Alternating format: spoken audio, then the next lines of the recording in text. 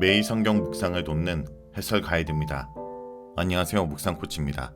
함께 읽고 나눈 말씀은 레위기 6장 8절에서 23절까지 말씀입니다. 먼저 8절에서 13절 읽겠습니다. 여호와께서 모세에게 말씀하여 이르시되 아론과 그의 자손에게 명령하여 이르라. 번제의 규례는 이러하니라. 번제물은 아침까지 제단 위에 있는 석쇠 위에 두고 제단의 불이 그 위에서 꺼지지 않게 할 것이요. 제사장은 세마포 긴 옷을 입고 세마포 속바지로 하체를 가리고 제단 위에서 불태운 번제의 재를 가져다가 제단 곁에 두고 그 옷을 벗고 다른 옷을 입고 그 재를 진영 바깥 정결한 곳으로 가져갈 것이요. 제단 위의 불은 항상 피워 꺼지지 않게 할지니 제사장은 아침마다 나무를 그 위에서 태우고 번제물을 그 위에 벌려놓고 화목제의 기름을 그 위에서 불사를 찌며 불은 끊임이 없이 제단 위에 피어 꺼지지 않게 할지니라. 8절에서 11절은 번제물의 관리와 제단 청소에 관한 내용입니다. 제단의 불은 밤중 내내 타올라 아침까지 꺼지지 않아야 합니다. 현재 레위기에서는 12절에서 아침 번제만이 언급되나 민수기에서 볼 수 있듯이 번제는 제사장에 의해 매일 아침 저녁으로 드려졌습니다. 저녁의 번제는 아침까지 타도록 충분한 장작을 쌓아 태웠으며 아침에 제사장들은 제단에 타고 남은 기름 섞인 재를 청소했습니다.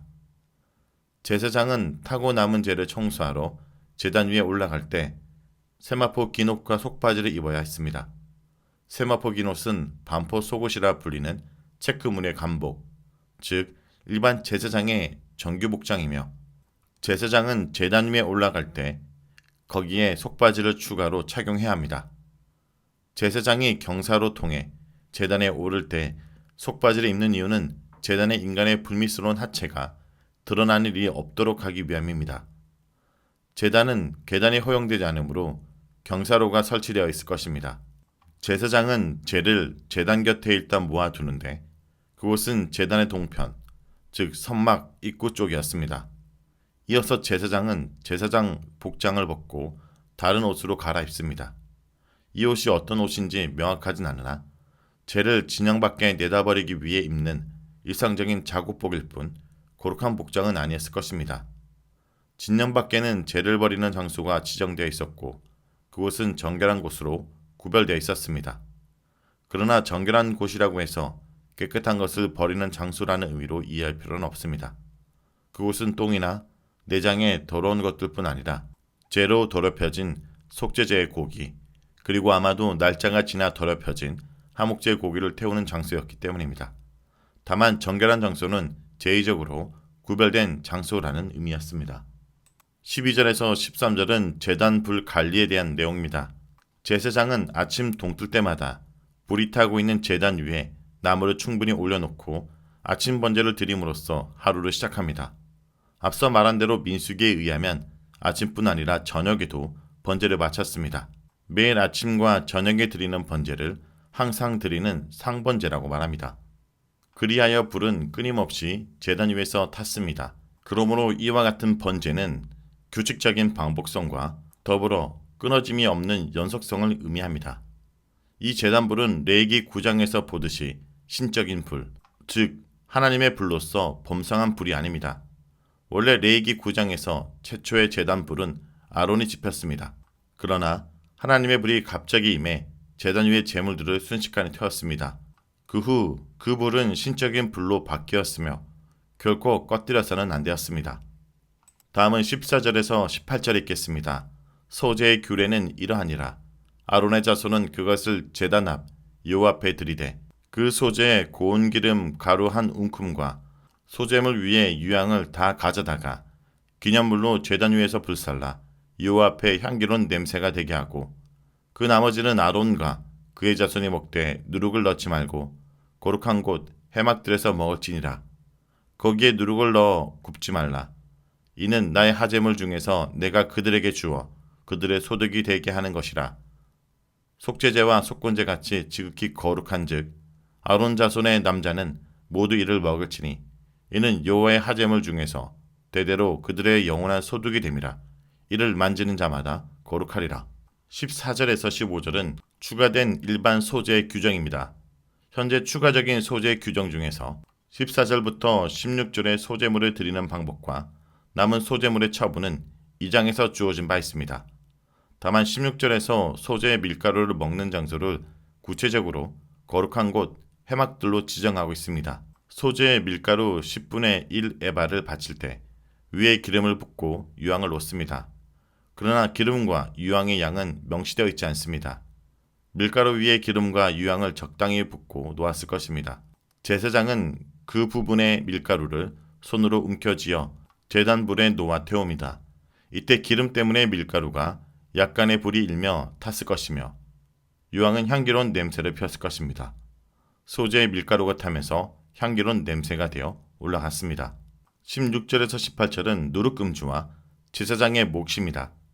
한 주먹 분량을 뺀 대부분의 남은 밀가루는 아론과 그의 자손들, 곧 제사장들의 몫으로 돌아갔으며 그들은 그것을 회막들에서 먹어야 했습니다. 물론 그것을 생밀가루로 먹은 것은 아니라 요리를 하여 먹었을 것입니다. 아론의 자손들 중 남자로 제한된다고 18절에 명확히 추가되어 설명했습니다. 원칙상 아론의 자손들 중 남자, 즉 제사장들이 이 남은 소재물을 거룩한 곳인 회막들에서 나누어 먹어야 했습니다. 그러나 소재의 밀가루가 한 번에 여러 사람에 의해 바쳐진다면 그것을 다 먹기는 매우 곤란했을 것입니다. 먹는 장소가 회막들로 명확히 적시되어 있긴 했지만 뜰의 어느 곳인지 언급되어 있지 않습니다. 따라서 회막들 어느 곳에 먹든지 합법적이었을 것으로 추론되는데 그럼에도 가장 적절한 장소로 물두멍과 성막의 본당, 즉 회막의 입구인 내소막 사이의 공간이었을 것으로 보입니다. 그곳은 제단과 물두명, 경사로 등으로부터 외부의 시선이 차단되어 실제로 제사장들의 활동 공간, 즉 손발을 씻고 복장을 점검하고 옷을 갈아입고 때로는 목욕을 해야 하는 곳으로 가장 적합한 유일한 곳이었다 할 수 있습니다. 소재의 규정은 소재의 밀가루에 결코 누룩, 즉 효모를 넣지 말도록 금지합니다. 더불어 꿀, 즉 과일로 만든 꿀 시럽을 첨가하는 것도 금지되어 있습니다. 아마 누룩과 꿀의 금지는 누룩이 부패의 상징이며 과일꿀 또한 쉽게 부패되는 특징을 가졌기 때문으로 추론됩니다. 18절 마지막 부분인 만지는 자마다 거룩하리라 라는 것은 어떤 사물이나 사람이 제단을 비롯한 성막의 비품들에 단순히 접촉한다고 해서 거룩해진다라는 의미가 아니라 오히려 그것들에 접촉하려면 거룩한 사람과 거룩한 사물이 되어야 된다라는 뜻입니다. 제단 위에 올리는 것은 거룩한 것이어야 하고 성물과 접촉되는 사람 그리고 사물은 거룩해야 된다라는 것입니다. 19절에서 23절 읽겠습니다. 여호와께서 모세에게 말씀하여 이르시되 아론과 그 자손이 기름 부음을 받은 날에 여호와께 드릴 예물은 이러하니라. 고운 가루 10분의 1 에바를 항상 드리는 소제물로 삼아 그 절반은 아침에 절반은 저녁에 드리되 그것을 기름으로 반죽하여 철판에 굽고 기름에 적셔 썰어서 소제로 여호와께 드려 향기로운 냄새가 되게 하라. 이 소제는 아론의 자손 중 기름 부음을 받고 그를 이어 제사장 된 자가 드릴 것이요 영원한 규례로 여호와께 온전히 불사를 것이니 제사장의 모든 소제물은 온전히 불사르고 먹지 말지니라. 19절에서 23절은 제사장 위임식의 소제입니다. 제사장 위임식에서 소제물이 드려져야 된다라고 지시합니다. 위임식은 7일간 계속되었는데 매일 아침 저녁에 상번제인 순양 2마리와 밀가루 10분의 1 에바로 소제물을 바쳤습니다.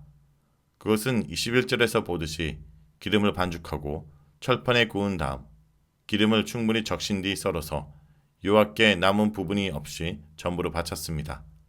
위임식 이후 이 매일의 소제는 상번제 및 전제와 더불어 매일 바치는 제사로 고정되었습니다. 이 장에서 개인의 소제물에 붓는 기름의 양은 명시되지 않나 제사장에 의한 매일의 공적인 소제에는 기름 4분의 1흰 약 800ml가 이 밀가루에 사용되었습니다. 상당히 많은 양입니다. 제사장은 밀가루에 기름을 섞어 반죽을 한 뒤 철판에 구웠으며 다시 기름에 적신 후 썰어서 제단에 태웠습니다. 제사장은 그 소재의 음식을 먹을 수 없었으며 모두 제단에 불살랐습니다. 자, 여기까지가 레위기 6장 8절에서 23절까지 말씀입니다. 오늘 말씀을 통해 우리는 무엇을 묵상하고 적용해야 할까요? 하나님께 철저하게 자신을 바칠 때 하나님은 우리의 필요를 아시고 채워주십니다. 평민들이 가져온 소재를 드리고 남은 재물은 아론과 그 자손들에게 소득으로 주시지만 제사장들이 날마다 2번씩 헌신의 뜻으로 드리는 소재물은 온전히 불사르고 먹지 말라 하십니다. 또한 주신 것은 거룩한 곳에 해마기 뜰에서 누룩을 넣지 말고 먹으라고 하십니다. 하나님께 철저하게 자신을 바칠 때 하나님은 우리의 필요를 아시고 채워주시는 것입니다. 그러므로 성도 여러분, 하나님께서 주신 것을 우리의 욕망을 따라 사용하지 말고 하나님께서 원하신 대로 사용하고 헌신할 때 주님께서 우리의 필요를 다시 채워주십니다.